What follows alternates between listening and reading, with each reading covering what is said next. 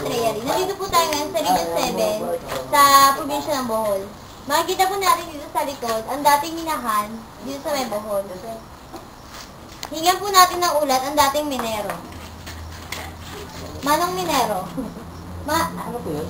Nais na po sa ano namin humingi ng ulat tungkol sa yung mineral dito sa Region 2, ay Region 7. Pwede, syempre. Ano po bang yung mineral ang pangunahing nakukuha dito? Halimbawa na sa Bohol. Sa Bohol, may kita ang mga marble, manganese, at limestone. Eh, sa Sikihor naman po. Sa Sikihor, manganese ore, silica, at copper. Sa Negros Oriental.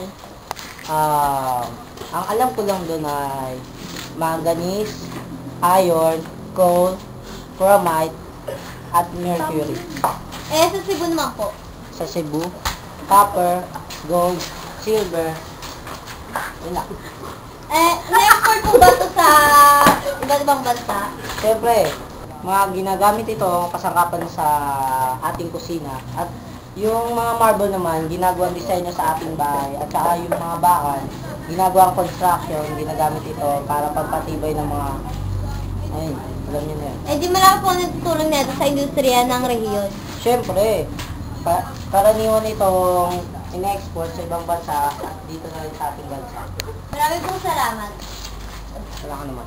Iba pa impormasyon tungkol sa iba pang rehiyon, sa Region 8 naman tayo. Pasok!